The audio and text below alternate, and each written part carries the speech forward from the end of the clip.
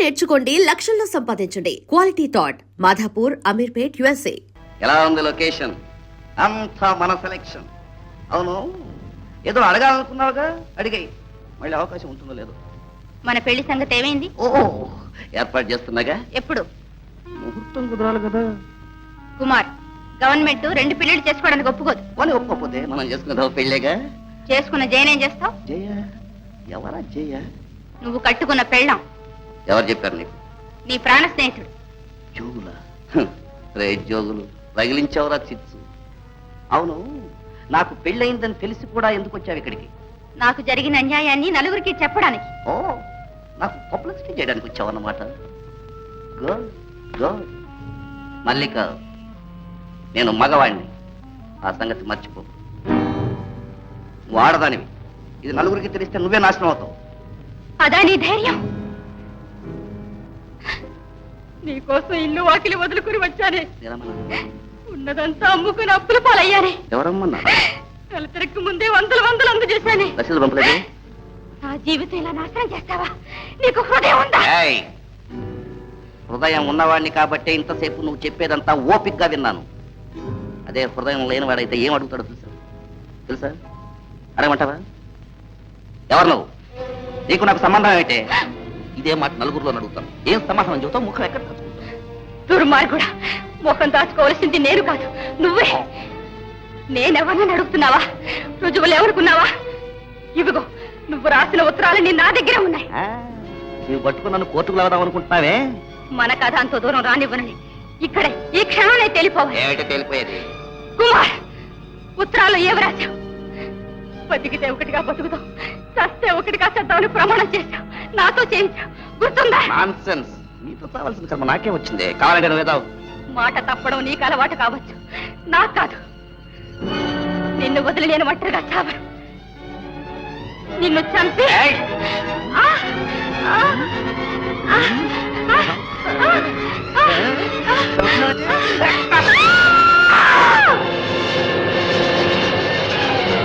ఏమిటండి ఆ కేక?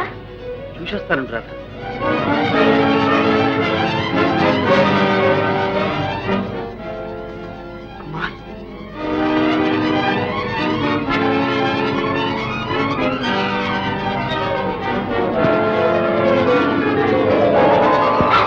ఎవరు? ఎవరది?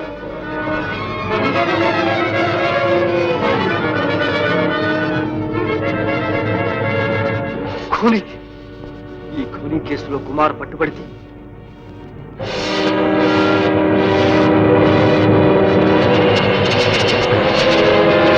జయకు వైధవ్యమా? లేదు, అలా జరగడానికి వీల్లేదు.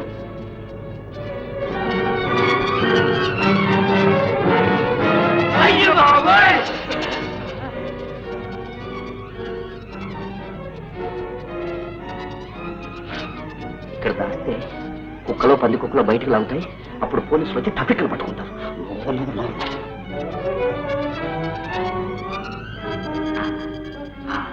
ఇక్కడ దాస్తే కుక్కలు పంది కుక్కలు ఏవి రావు. అందుకని ఇంటికన్నా గుడి భద్రం అన్నారు.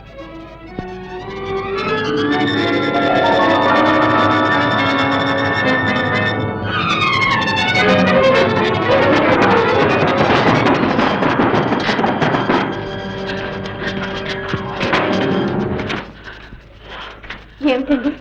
ఏమిటి వేషం? ఏముంది? అది కాదండి, బట్టలేవి? బట్టలు జయ, నేను వస్తుంటాను. దోవలో ఒక ముసలిది పాపం చలికి అంటుంటాను. అయ్యో పాపం, పేదాళ్ళకి మనం తప్పితే ఇంకెవరు సహాయం చేస్తారని చెప్పని ప్యాంటు షర్ట్ ఇచ్చేసి వచ్చేసాను. మరి ఆయాస పడతారే? ఆయాసమా? మరి షర్ట్ లేదని చెప్పి వాళ్ళంతా నన్ను చూసి నవ్వుతుంటాను. ఒకటే పొరుగు. అంతే, ఎందుకంటే ఇంకేం లేదు. మా అమ్మ కదా బంగారు తలిపి తలిపేసారమ్మా.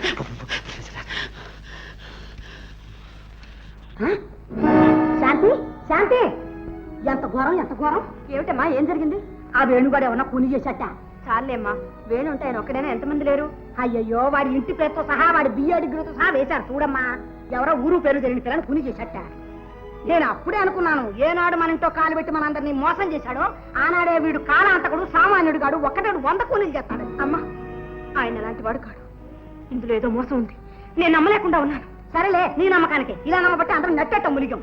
ఇంకా నయం అదృష్టం బాగుంది. వాడే అల్లుడైతే ఈ పాటికి అత్తని మామని గొంతు పిసి గోడలో రావాల్సింది వాడు. అమ్మా శాంతి నువ్వు అక్కడికి వెళ్ళకే తల్లి, వాడు అసలు కొని కొనే నిన్ను కూడా చంపేస్తాడే. అన్నయ్య, నేను ఇంతగా అడుగుతుంటే మాట్లాడవే అన్నయ్య. ఏం మాట్లాడమంటావు సిస్టర్? ఎలాగైనా వారిని కాపాడన్నయ్య. ఎలా కాపాడడం? కూని చేశాడు, దొరికిపోయాడు. లేదన్నయ్య, వారు ఏ పాపం ఎరుగరు. అన్యాయంగా ఈ అభాండం వారి మీద పడింది. అదే పొరపాటు. అన్యాయంగా ఏది ఎవరి మీద పడదు. ఇప్పుడు నేను నా మీద పడకూడదు. చేశాడు, దొరికిపోయాడు. నువ్వు అలాగే అంటున్నావా? ఎవరైతే నేను న్యాయం మాట్లాడాలి. న్యాయమే. ఇది న్యాయం కాదు, అన్యాయం, ఘోరం. వారి కూని చేయలేదు. నేను వారితో పాటే ఉన్నానన్నయ్య. సరే, గుడ్డిదానికి ఎలాగో కనపడదు కదా అని చెప్పి పక్కన పెట్టుకునే చేసి ఉంటాడు. నాతో అంటే అన్నావు కానీ ఇంకెవరితో అనకు. ఆ కూని కొడుకు గుడ్డి సాక్ష్యం నవ్విపోతారు. ఎవరు నమ్మరు. ఎవరు నమ్మినా నమ్మకపోయినా నాకు వారి మీద నమ్మకం ఉంది. నువ్వు పతివ్రతావు కదా, అందుకని నమ్ముతావు. ఏమిటండి మీరు మరి? రండి, వెళ్ళి చిన్న తీసుకురండి. ఎవతారా ఇది? ఏదో పక్కింటో అని తీసుకురమ్మన్నట్టుగా చెబుతుంది. అరే, కూని చేసే ముందు నా దగ్గరికి వచ్చి, బావగారు ఫలానా వారిని ఇలా చేయదలుచుకున్నాను, దీనికి ఒక ప్లాన్ వేసి పెట్టి కదా. ఎవరన్నా పట్టుకోగలడా అంట. తెలివి తక్కువగా చేశాడు, దొరికిపోయాడు. ఇప్పుడు ఏం చేస్తాను? అన్నయ్య, కావాలంటే నా పర్సనాలిటీ, పాపులారిటీ మొత్తం అంతా వాడి ఒక పెద్ద ప్లేడర్ను పెట్టి ఉరి శిక్ష తప్పించి యావజ్జీవ శిక్ష వేయించగలను. అంతేనా అన్నయ్య? రాధా, అక్క, రాధా వచ్చావా? అక్క, వారు విడుదలవుతారా? ఈ అపనింద నుంచి బయటపడతారా? రాధా, నీ భర్త నీకు అప్పచెప్పే బాధ్యత నాది. నువ్వు ధైర్యంగా ఉండు. నేరం చేసిన వాడి నాటికైనా దొరకపోదు. దొరికాడుగా, ఇంక దొరికేదే వాడు. ఇలాంటి పుణ్య కేసులు ఎన్ని చూసాం మనం. నిన్నగాక మన ప్లేడర్ అయ్యావు, నీకేం తెలుసు? ఏం తెలిసినా తెలియకపోయినా ఒకటి మాత్రం తెలుసు. సొంత చెల్లెలు పతిభిక్ష పెట్టమని, పసుపు కుంకుమ కాపాడమని ఇంతగా బ్రతిమలాడుతుంటే చీమైనా కుట్టినట్టు కూర్చున్న వాళ్ళు మనుషులు కారని బాగా తెలుసు. తెలిస్తే తెలిసిందిలే. రామారాధ వెళ్దాం. ఏమండి, నేను వెళ్ళి చిన్నాన్నను చూసినానా? చిన్నాన్నను చూసి వస్తానండి.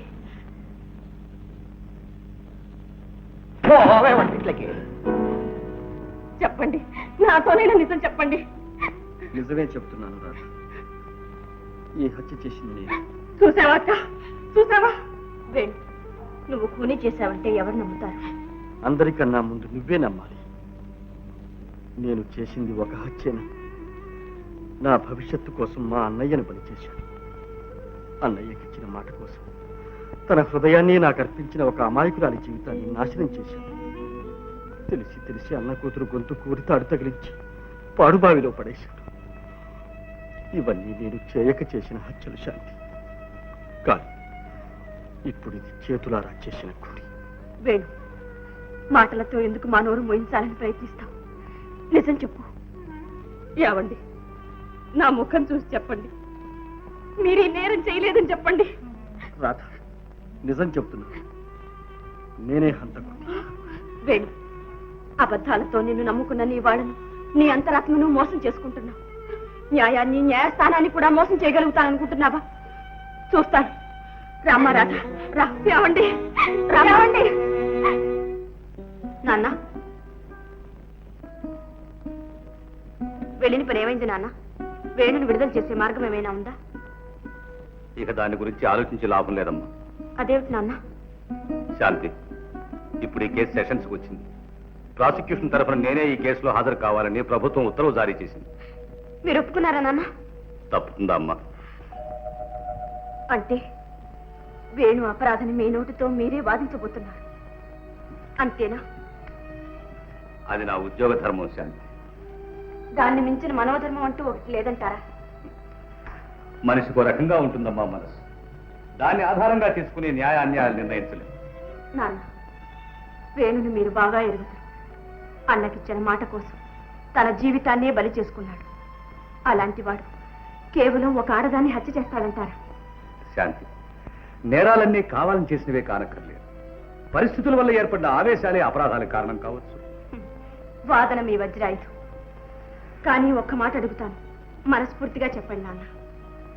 వేణు అపరాధిని మీరు నమ్ముతున్నారా? అతనే మీ అల్లుడైతే ఈ పరిస్థితుల్లో మీరేం చేసేవారు? కాపాడేవారా లేదా? పొరపాటు శాంతి. న్యాయపీఠం ముందు మన బంధుత్వాలకు మమకారాలకు ఆస్కారం లేదు. మమతలకు తల ఒగ్గితే మనం న్యాయానికే అన్యాయం చేసిన వాళ్ళం అవుతామమ్మా. కాదనటం లేదు, కానీ ఒక నిరపరాధి నిష్కారణంగా శిక్ష అనుభవించవలసి వస్తే అది న్యాయశాస్త్రానికి అవమానం కాదా? నిజమే, కానీ ఈ కేసులో పరిస్థితులు సాక్ష్యాలు అన్నీ వేణుకి ప్రతికూలంగానే ఉన్నాయమ్మా. అవన్నీ అనుకూలంగా మారుతాయని, మార్చవచ్చని నాకు నమ్మకం ఉంది నాన్న. ఎలా శాంతి? మీరు మాత్రం అపార్థం చేసుకోకూడదు. ఏమిటమ్మా? ఈ కేసులో ముద్దాయి తరఫున వకీలుగా నేను హాజరు కావాలనుకుంటున్నాను. అంటే నాకే వ్యతిరేకంగానమ్మా? అవును నాన్న. వెరీ గుడ్, చాలా సంతోషం. ఇంతకంటే నేను గర్వించవలసింది ఇంకేముంటుందమ్మా? శాంతి, ఈ కేసులో నేను జయిస్తే వకీలుగా నాకు గెలుపు, నువ్వు జయిస్తే నిన్ను కన్న తండ్రిగా నాకు గెలుపు. ఎటు చూచినా నాకేనమ్మా గెలుపు. నాన్న, ప్రయత్నించు Shanti. God bless you. Thank you daddy, thank you. Your Honor and gentlemen of the jury, this is a clean case of cold-blooded, premeditated and deliberate murder. Prosecution తరఫు సాక్ష్యాలన్నింటినీ విన్నారు. ముద్దాయే హంతకుడని ఘంటాపథంగా నిరూపింపబడింది. అయినా ఒక్కసారి ఆ సాక్ష్యాలన్నింటినీ సింహావలోకనం చేద్దాం. గత జనవరి 22వ తేదీ సాయంత్రం 5 గంటలకు హత్య చేయాలని ఒకే ఒక దురుద్దేశంతో ముద్దాయి ఒక అమ్మాయిని విద్యానగరం తీసుకువెళ్ళాడు. అనుకున్న ప్రకారం హత్య చేశాడు. సావు కేక విన్న మరుక్షణం అక్కడికి ఒకరు కాదు, ఇద్దరు పరిగెత్తుకు వెళ్లారు. ఆ భయంకర దృశ్యాన్ని చూసిన వారిద్దరూ మెరుపు తీగల్లాగా ఇన్స్పెక్టర్ సుందరం దగ్గరికి వెళ్లి జరిగిన సంఘటన అంతా చెప్పారు. ఇన్స్పెక్టర్ వాయువేగంతో హత్య జరిగిన ప్రదేశానికి వెళ్ళాడు. అప్పటికే హంతకుని చుట్టూ జనం మూగి ఉండడం చేత హంతకుడు తప్పించుకు పారిపోలేని పరిస్థితుల్లో ఉండగా ఇన్స్పెక్టర్ ముద్దాయిని ఖైదు చేశాడు. విచారణలో హంతకుడు తానే ఆ అమ్మాయిని స్వయంగా రాతి చేసి కొట్టి కిందకు తోసి చంపినట్టుగా ఒప్పుకున్నాడు. శవ పరీక్ష చేసిన డాక్టర్ చక్రవర్తి సాక్ష్యం కూడా హంతకుని వాంగ్మూలాన్నే ఖాయం చేస్తుంది. కనుక సదరు సాక్ష్యాలన్నింటినీ క్షుణ్ణంగా పరిశీలించి ఈ నేరానికి తగిన శిక్షను ముద్దాయికి విధించవలసిందిగా కోర్టు వారిని కోరుతున్నారు. మిస్టర్ వేణు, హత్య చేశానని వాదిస్తున్నారే, ఎవరా అమ్మాయి? ఎందుకు చేశారు? యువరానా, ఆ అమ్మాయి ఎవరు? ఆమెను హత్య చేయడానికి కారణం ఏమిటో నేను చెప్పగలిగితే అసలు ఈ హత్య చేయవలసిన అవసరమే ఏర్పడేది కదా. వివరాలు చెప్పడానికి, వాదించడానికి మీకు ఇష్టం లేకపోతే మీ తరఫున ఎవరికైనా వకాలత్ ఇవ్వరాదు. నేను నేరాన్ని ఒప్పుకుంటున్నాను, శిక్ష అనుభవించడానికి సిద్ధంగా ఉన్నాను. ఇక వాదానికి తావే లేదు కాబట్టి వకీలు నాకు అవసరం లేదు. యువరానా, ముద్దాయి తరఫున విచారణ జరపడానికి కోర్టు వారిని నేను అనుమతి కోరుతున్నాను. యువరానా, నా తరఫున ఎవరు వాదించడం నాకు ఇష్టం లేదు. నేను అనుమతించను. అనుమతి కోరుతున్నది ముద్దాయిని కాదు, కోర్టు వారిని. యువరానా, ఈ కేసులో ముద్దాయి తరఫున విచారణ జరపవలసిందిగా వీరి భార్య నాకు వకాలత్ ఇచ్చారు. ఆ వకాలతను అనుసరించి నేను ఇప్పుడు అపీల్ అవుతున్నాను. Yes, you can proceed. Your honour, prosecution తరఫున సాక్షులందరినీ క్రాస్ ఎగ్జామిన్ చేయడానికి కోర్టు వారు అనుమతించాలి. Yes. ఇన్స్పెక్టర్ గారు, హత్య చేయబడిన అమ్మాయి ఎవరు? తెలీదు. ఏ ఊరు? తెలీదు. పేరు? తెలీదు. ఆ అమ్మాయికి ముద్దాయికి ఏమిటి సంబంధం? ఇంతవరకు తెలియదు. అంటే హత్య చేయబడిన అమ్మాయిని గురించి ఈ నిమిషం వరకు మీకేమీ తెలియదన్నమాట. చేయవలసిన విచారణలు ప్రకటనలు అన్నీ చేశాం. ఆమెకు అయిన వాళ్ళు కానీ బంధువులు కానీ ఎవరు ఉన్నట్లు లేదు. అందువల్ల ఆమె అనాథని తీర్మానించాం. అంతకంటే ఇంకేమీ తెలియదు. మరి ఏమీ తెలియకుండా ముద్దాయి అంతా కూడా ఎలా తీర్మానించారు, ఎలా ఖైదు చేశారు? అదే హత్య చేశాను ముద్దయ్య ఒప్పుకున్నాడు. అదిగాక హత్యాస్థలం నుంచి ఇద్దరు మనుషులు నా దగ్గరకు వచ్చి రిపోర్ట్ ఇచ్చారు. ఏమని? ఒక అమ్మాయిని ఎవరో హత్య చేశారని, హత్య చేసిన వాడు పక్కనే ఉన్నాడని, వాళ్ళు కళ్ళారా చూశారని చెప్పారు. మరుక్షణంలోనే నేను వెళ్ళి ముద్దాయిని అరెస్ట్ చేశాను. అలాగా? అంటే మీరింట్లో యూనిఫారం లోనే ఉన్నారన్నమాట. మామూలు దుస్తుల్లోనే ఉన్నాను. ఆ దుస్తుల్లోనే వెళ్ళారా? లేదు, యూనిఫారం వేసుకునే వెళ్ళాను. వేసుకుని అంటే వాళ్ళు వచ్చి చెప్పిన తర్వాతనేగా? అవును. దుస్తులు మార్చుకోవడానికి మీకు ఎంత టైం అయింది? 10 నిమిషాలు. హత్య జరిగిన స్థలానికి మీ ఇంటికి ఎంత దూరం? దాదాపు 2 మైళ్ళు ఉంటుంది. ఈ 2 మైళ్ళు వెళ్ళడానికి మీకు ఎంత టైం పట్టింది? సుమారు 20 నిమిషాలు ఉంటుంది. దుస్తులు మార్చుకోవడానికి 10 నిమిషాలు, హత్య జరిగిన చోటికి వెళ్ళడానికి 20 నిమిషాలు, మొత్తం 30 నిమిషాలు. అంటే అరగంట తర్వాతనే మీరు ముద్దాయిని చూశారు. అవును. మరుక్షణమే ఖైదు చేశానని చెప్పారే? అంటే నేను అక్కడికి వెళ్ళిన మరుక్షణమే అని నా అభిప్రాయం. ఓహో, that's all, you can go.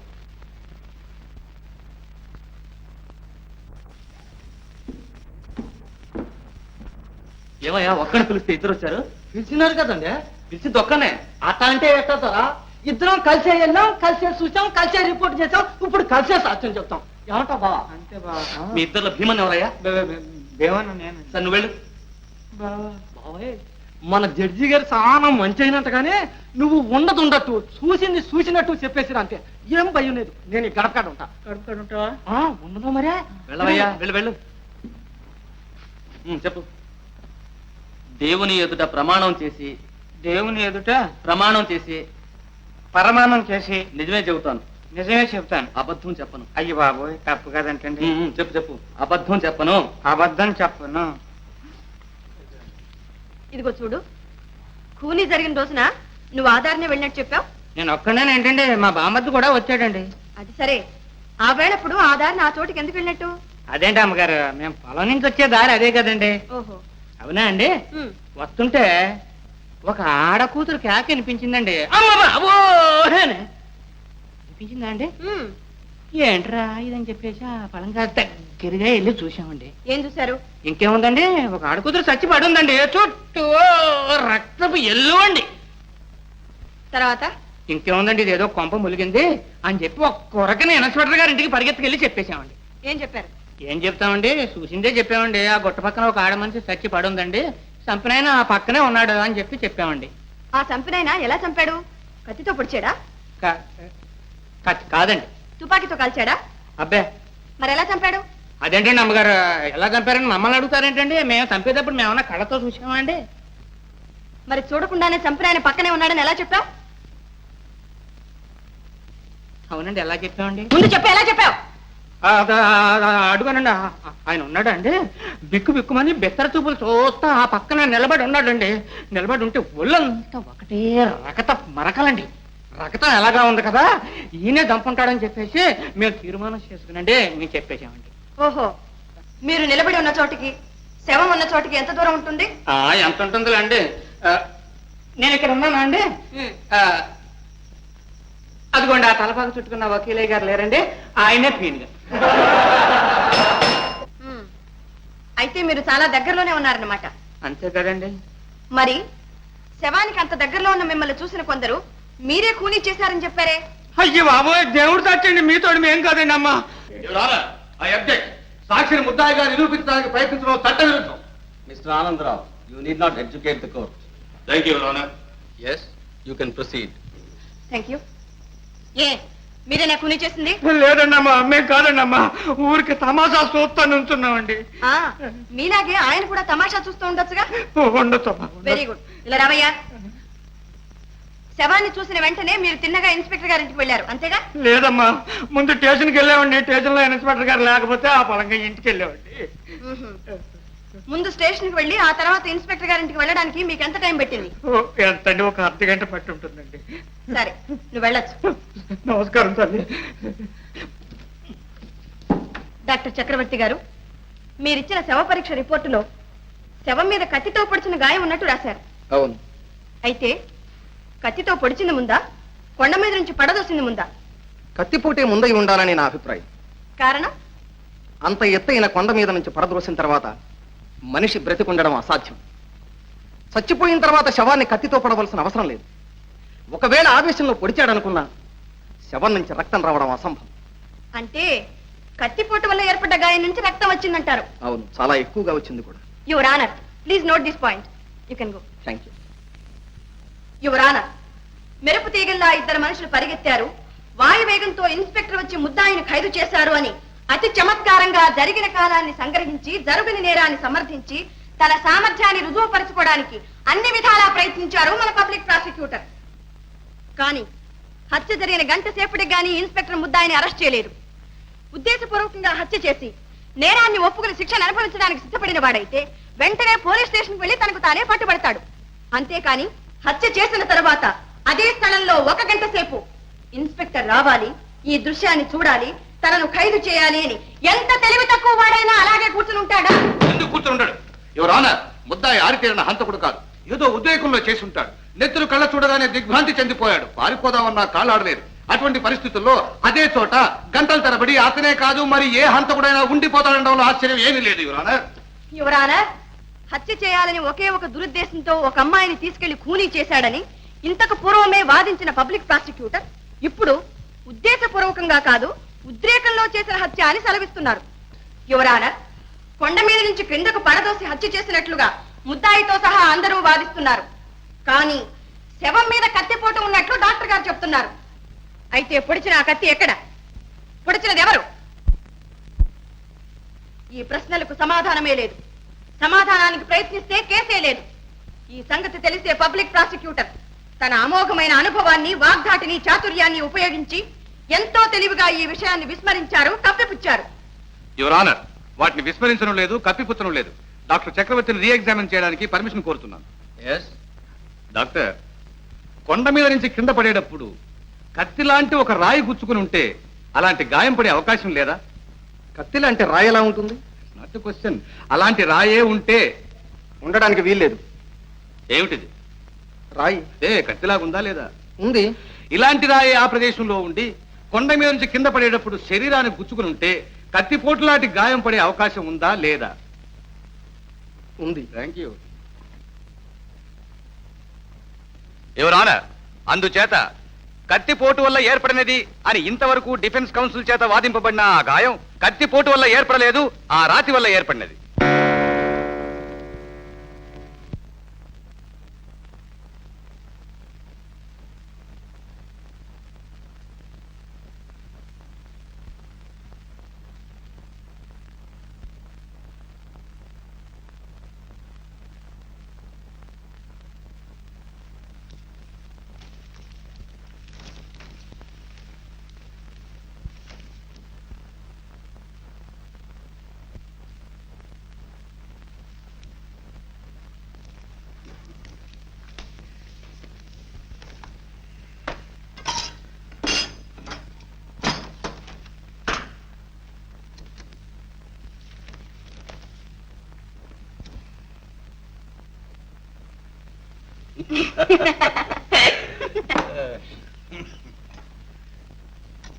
మీరు పలహారాలు చేస్తున్నప్పుడు ఏదో పులి కేక వినపడి మీ ఆయన పరిగెత్తికి వెళ్ళాడని చెప్పావు కదా. కేక వినిపించాక ఆయన వెళ్ళాడా, ఆయన వెళ్ళాక కేక వినిపించిందా? కేక వినపడ్డ తర్వాతే వారు వెళ్ళారు. ఆ పాపిష్టి కేక వినపడకపోతే వారు నన్ను వదిలిపెట్టి వెళ్ళేవారు కాదుగా. చూడమ్మాయి, నీ చెయ్యి ఎవరో ఒక మగవాడు తొక్కి పారిపోయాడని చెప్పావు కదా. నువ్వా గుడ్డిదానివి. నీ చెయ్యి తొక్కింది మగవాడిని ఎలా చెప్పగలవు? చెప్పగలను, నాకు బాగా తెలుసు. ఆడదై ఉండకూడదా? కాదు, కానే కాదు, మగవాడే. అంత నిశ్చయంగా ఎలా చెప్పగలవు? స్పర్శ జ్ఞానం వల్ల. ఏమిటిది? కాగితం. ఇదేమిటి? కళ్ళజోడు. ఇది ఆడదాని చెయ్యి. కాదు, నా చెయ్యి. నన్ను ఎందుకు ఇలా మోసం చేస్తారు? ఎందుకు ఇలా అన్యాయం చేస్తారు? ఇది మీ చెయ్యి కాదు, ఆడదాని చెయ్యి. సరే చూడమ్మా, నీ భర్తని నీ ఇదివరకు ఇలా ఎక్కడికైనా షికారు తీసుకెళ్ళాడా? లేదు, ఇదే మొదటిసారి. ఇప్పుడు మాత్రం ఎందుకు తీసుకెళ్ళాడు? అక్కడ రాళ్లలో చెక్కిన రథాలు, విగ్రహాలు ఉన్నాయి, చూపిస్తారా అని తీసుకువెళ్ళారు. అవన్నీ నువ్వు చూసావా? చూశానండి. బాగున్నాయా? చాలా బాగున్నాయండి. యువర్ ఆనర్, ఇది 100కు 100 అబద్ధపు సాక్ష్యం ఉండడానికి ఇంతకంటే రుజువు ఏం కావాలి? అయ్యయ్యో, నేను అబద్ధం చెప్పడం లేదండి. నేను చెప్పిందంతా అసత్యం చేసి వారిని శిక్షించకండి. నా మాట నమ్మండి, వారిని కాపాడండి. ఏడోకమ్మా, ఇది కోర్టు. యువర్ ఆనర్, హత్య జరిగిన ప్రదేశంలో అదే సమయంలో తన భర్తతో పాటు తాను ఉన్నానని గుడ్డిని వాదిస్తోంది. కళ్ళు లేని తన భార్యకు కళాదృశ్యాలు చూపించడానికి విద్యానగరం తీసుకువెళ్ళాడట. ఆమె చూసిందట, ఆనందించిందట. ఇది నమ్మదగిందేనా? గుడ్డిని శిలను, శిల్పాలను చూడగలుగుతుందా? యువర్ ఆనర్, ఆపదలో ఉన్న తన భర్తను రక్షించుకోవాలనే ఆదుర్దాతో ఆమె చెప్తున్న అబద్ధ సాక్ష్యం ఇది. యువర్ ఆనర్, ఇప్పుడు ఇక్కడ జరుగుతున్నది కేసు విచారణ లేక ఒక అమాయకురాలైన అంధరాన్ని అవమానించడమా? పబ్లిక్ ప్రాసిక్యూటర్ ప్రతిదానికి గుడ్డిది గుడ్డిది అని గుచ్చి గుచ్చి చెబుతున్నారు. పైగా కళ్ళు లేని భార్యను కళాదృశ్యాలు చూపడానికి తీసుకువెళ్ళాడట అని పరిహాసం చేస్తున్నారు. ఆమె కళ్ళు లేనిదా? ఎవరన్నారు? నేను చెప్తున్నాను, ఆమెకు కళ్ళున్నాయి. ఆమె భర్తే ఆమెకు కళ్ళు. తన భర్త కళ్ళతోనే ఆమె ఈ ప్రపంచాన్నంతా చూస్తోంది, ఆనందిస్తోంది. ప్రాణానికి ప్రాణంగా ప్రేమించే భర్త పక్కనున్నప్పుడు ఆడది చూడలేని అందం లేదు, చవి చూడలేని ఆనందం లేదు. ఈ రహస్యం మీకెవరికీ అర్థం కాదు. కారణం ఇది స్త్రీ హృదయం.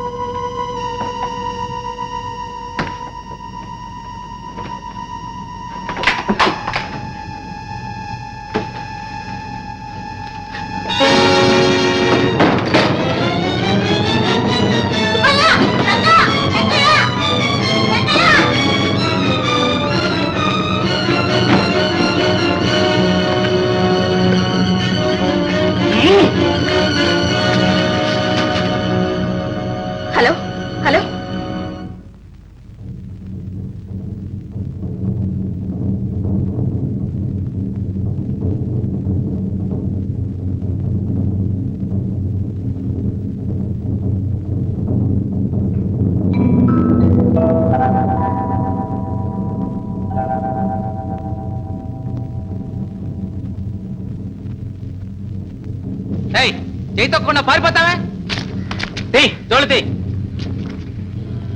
ఏమి టెస్ట్ గుడ్డి టెస్ట్ అయినా నాకేం భయం ఇదే కాలు. గుడ్డి మోహం రాధా రాధా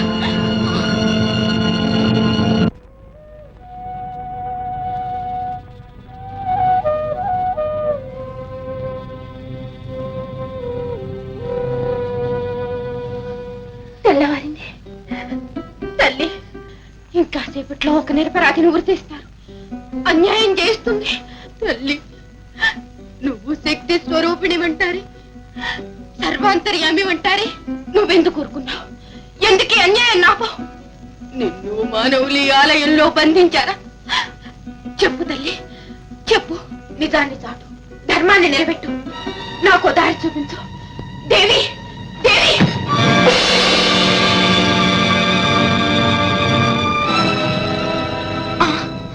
కత్తి, నెత్తురు బట్టలు వారివి, ఇవి వారివి. తల్లి నువ్వున్నావమ్మా, నువ్వున్నావు.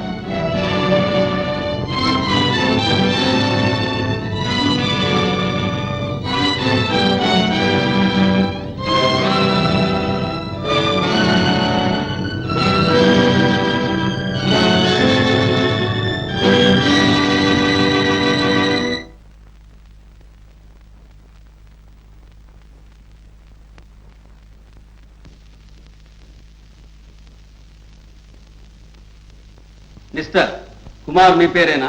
అనే కదండి అరెస్ట్ చేసి తీసుకొచ్చారు. మల్లికనే అమ్మాయిని ఎరుగుదురా? పేరు నేను ఎప్పుడూ విన్నట్లేదండి. మరి ఈ ఉత్తరాలు రాసింది మీరు కాదా? ఉత్తరాలా? అయ్యయ్యో, నాకు అసలు ఉత్తరాలు చదవటమే చేత కాదే. ఉత్తరాలు ఎలా రాస్తానండి? మరి వీటిలో కుమారన్ సంతకం ఉంది. యువరానా, నేను చెబుతాను వినండి. ఇన్నాళ్ల నుంచి ఏ రహస్యాన్ని దాచి ఉంచాలని తాపత్రయపడ్డాను. అది ఇప్పుడు చెప్పక తప్పేటట్టు లేదు. ఈ కుమార్ మా అన్న కూతురు జయ భర్త. పెళ్ళైన తర్వాత కుమార్ మల్లికను ప్రేమిస్తున్నాడని, ఆమె వ్యామోహంలో పడి పిచ్చివాడైపోతున్నాడని తెలిసింది. ఏనాటికైనా జయకు అన్యాయం జరుగుతుందేమో, భర్త ఉండగానే జయ జీవితం నాశనం అయిపోతుందేమో అని భయపడి నేనే మల్లికను హత్య చేశాను. ఈ హత్యకు మూల కారణం ఇది.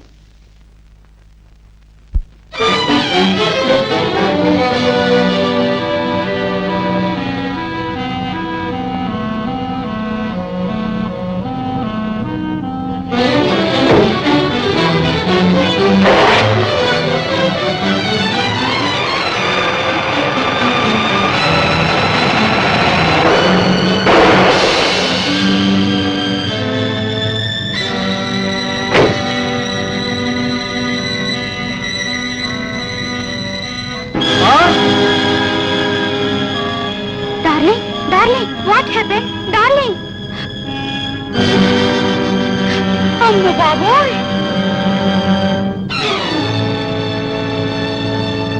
Your honour and gentlemen of the jury, ఇప్పుడు అంతా తేట తెల్లమ్మాయి తన అన్న కూతురు సుఖం కోసం, ఆనందం కోసం వేణు ఏ అమ్మాయిని హత్య చేశాడు.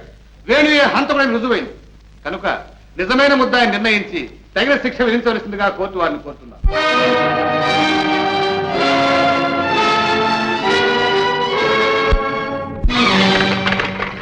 అయ్యా అయ్యా ఆగండి, అయ్యా ఆగండి. అయ్యా అయ్యా నన్ను కొంచెం పట్నం వరకు తీసుకెళ్ళండి అయ్యా.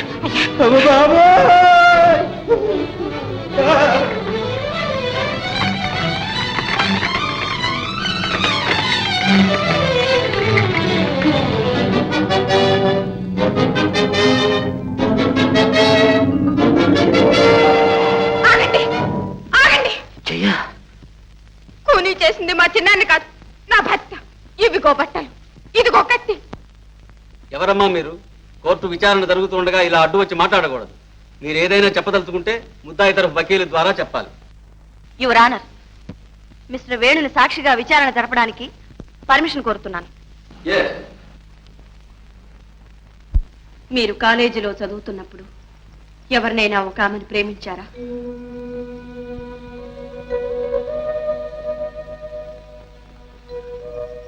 చెప్పండి, ప్రేమించారా లేదా? అవును, ప్రేమించాను. హృదయపూర్వకంగా వివాహం చేసుకోవాలని ప్రేమించారా లేక వేళాకోళంగా భావించారా? క్షమించండి, ప్రేమించడం కూడా వేళాకోళంగా భావించడం నా చేత కాదు. అందులోనూ అలాంటి త్యాగమూర్తిని, నిర్మలమూర్తిని ఎవ్వరూ వేళాకోళంగా ప్రేమించలేరు. మరి అంత హృదయపూర్వకంగా ప్రేమించిన ఆమెను కాదని ఒక అంధురాల్ని వివాహం చేసుకోవడానికి కారణం? కృతజ్ఞత.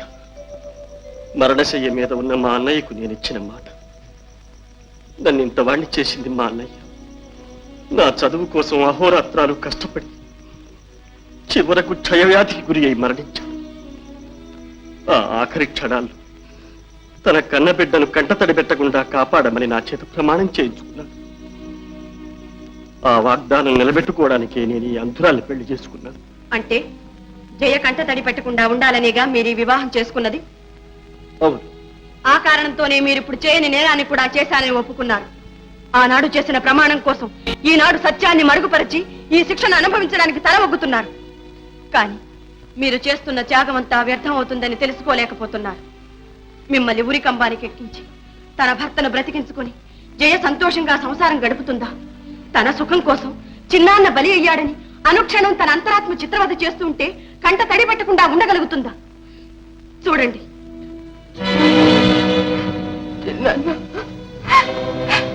ఆమె ఒక ఆడది. మరొక ఆడదాని మాంగళ్యాన్ని హరించి తన పసుపు కుంకుమ నిలబెట్టుకునేంత స్వార్థపర్రాలు కాదు. నేను ఈ పాపం భరించలేదు. ఇంతేనా మీరు కోరుకునేది? ఇదేనా మీ అన్నయ్యకు మీరిచ్చిన వాగ్దానాన్ని కాపాడేది? ఇలాగే నా జైలు మీరు సంతోష పెట్టేది? నన్ను చిత్రవద చేయొద్దు. ఇప్పటికైనా చెప్పండి, ఈ హత్య మీరు చేశారా? శాంతి, శాంతి. వేణు, వేణు, ఇక నువ్వేమీ చెప్పక్కర్లేదు, ఏమీ చెప్పక్కర్లేదు. నేను చూస్తాను. ఇంతకాలం చట్టానికి పట్టుబడకుండా తప్పించుకు తిరిగాను. కానీ ఈ రోజు ఈ రక్తపాశానికి పట్టుబడిపోయాను. నా జీవితం అంతా మృగప్రాయంగా గడిపాను. అయ్యా, ఒక్క మంచివాడి ప్రాణాలు కాపాడటానికి ఇంతమంది ఇన్ని విధాల ప్రయత్నం చేస్తున్న ఈ ప్రపంచంలో, ఇన్ని మంచి మనసులు మసలుతూ ఉన్న ఈ లోకంలో నేనుండడానికి అనర్హుణ్ణి. నేనే ఈ హత్య చేశాను, నాకు వెయ్యండి ఆ శిక్ష, నన్ను ఉరి తీయండి. నీ కొడుకు పుట్టిన వేళ విశేషం నీ భర్తను విడుదల చేశారమ్మా. నిజంగానా? మరి మా అన్నయ్యని? మీ అన్నయ్యకి 7 సంవత్సరాలు శిక్ష చేశారమ్మా. ఎక్కడికే? బాట మాత్రం సబ్బులు వచ్చాక వస్తా ఉండు. సున్నిపిండి నువ్వు ఎవరు పట్టుకుని. నన్ను క్షమించండి, నన్ను మన్నించండి. క్షమించానని ఒక్క మాట చెప్పండి. నా అంతరాత్మను రక్షించి నాలో మానవత్వం మేల్కొలిపిన నిన్ను నేను క్షమించడమా జయ? కాదండి, కాదు. నేను పాపిని, తాళి కట్టిన భర్తను పోలీసులకు అప్పగించిన ఘాతకిని, పతిద్రోహిని. నన్ను మన్నించండి, మన్నించానని ఒక్క మాట చెప్పండి. పాపైనా రూపైనా భర్తే దైవం అని పూజించడం పతివ్రత ధర్మం. ఆ ధర్మం ఉన్నంత కాలం ప్రపంచంలో పతివ్రతలే ఉంటారు కానీ మంచి భర్తలు ఉండటానికి అవకాశం లేదు. అలా అనకండి. భర్తలు బాగుపడాలంటే నువ్వు చేసిందే ధర్మం. ఇది నాలాంటి భర్తలకు, వాళ్ళు చేసిన అన్యాయాలను సహించి పడి ఉండే భార్యలకు కనువిప్పు.